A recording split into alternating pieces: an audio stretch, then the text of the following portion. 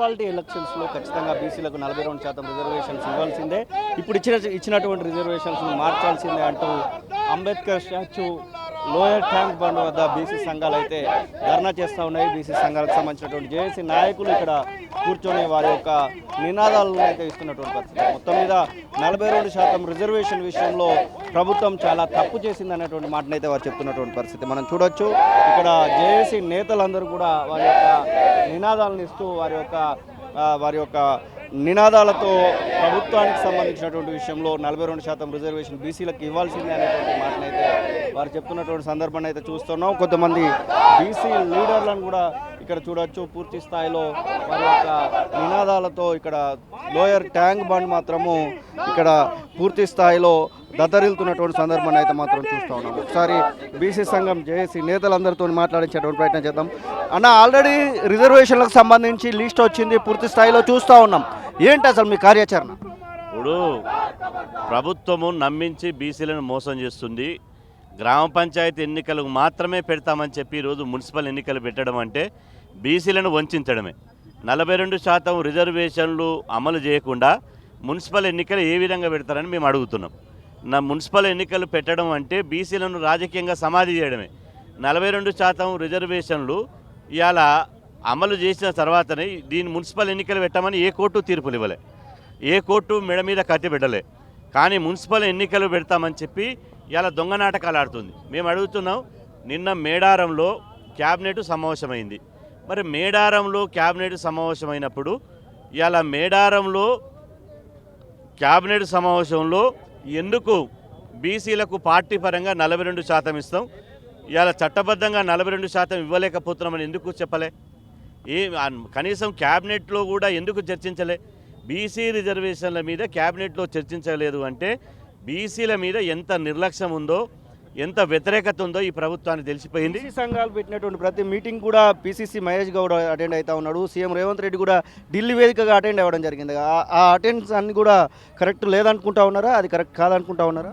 ఇప్పుడు కులగణన చేసినప్పుడు స్వాగతించడం, ఢిల్లీ వేదికగా కొట్లాడినప్పుడు మాతో కలిసి వచ్చారు.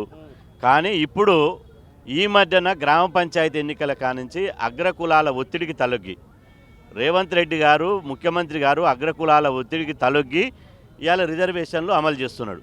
ఇవాళ రిజర్వేషన్ అమలు చేయకుండా ఎన్నికలు పోతున్నాడు.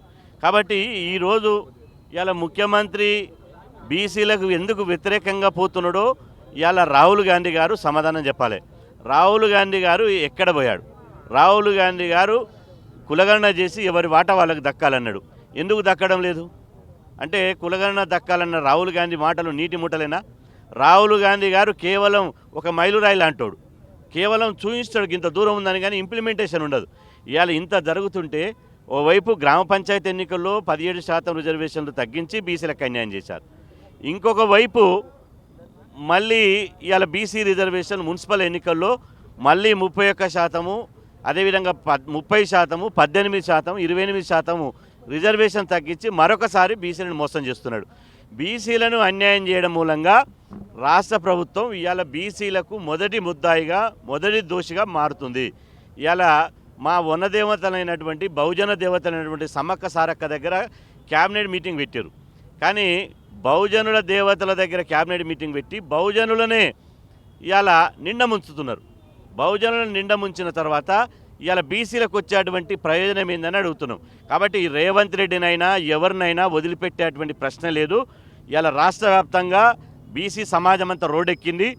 ఎట్టి పరిస్థితుల్లో మున్సిపల్ ఎన్నికల్లో మీరు 42% రిజర్వేషన్ కల్పించాల్సిందే. 42% కల్పించకపోతే మాత్రం కాంగ్రెస్ పార్టీని బీసీ సమాజం క్షమించదు.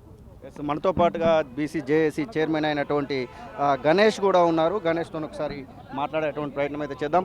అన్న, ఏంటి అసలు ఎందుకు మీరు ఇక్కడ ధర్నా చేయాల్సినటువంటి పరిస్థితి వచ్చింది? స్వాతంత్ర 80 సంవత్సరాల నుంచి అడుగడుగున బీసీలకు అన్యాయం జరుగుతుంది. బరినిచ్చో గురినిచ్చో మభ్యపెడుతురు తప్ప మాకు అడుగడుగున అన్యాయమే. వాళ్ళంతలో వాళ్ళే మేము కామారెడ్డి డిక్లరేషన్లో మేము 42% బీసీలకు రిజర్వేషన్ ఇస్తాను హామీ ఇచ్చారు, కులగణన చేశారు, డెలిగేట్ కమిషన్ వేశారు. కానీ ఏమి లాభం అండి? ఇప్పుడు సర్పంచ్ ఎలక్షన్లప్పుడు మాకేమైందంటే పార్టీ గుర్తు లేదు కాబట్టి మేము ఊరుకున్నాము, అట్లయినా మేము గెలిచాము.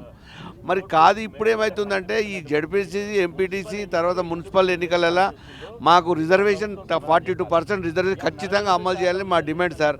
ఇవాళ రాష్ట్ర వ్యాప్తంగా మేము అన్ని మండల హెడ్ క్వార్టర్లో అంబేద్కర్ విగ్రహాల జ్యోతిరావు పూలే విగ్రహాల మేము ధర్నాలు నిర్వహిస్తున్నాము, నిరసన కార్యక్రమం చేపట్టాము. మేము మాత్రం 56% ఉన్న బీసీలకు మాకు పూర్తిగా అన్యాయం జరుగుతుంది, ఇప్పటికైనా మాకు ఇవ్వాలని పోరాటం చేస్తున్నామండి. ఖచ్చితంగా ప్రభుత్వం ఇచ్చిన హామీని ప్రభుత్వం మరి ఇస్తేనే ఆశ చూపించి ఇవ్వకపోవడం మాకు దారుణం అండి.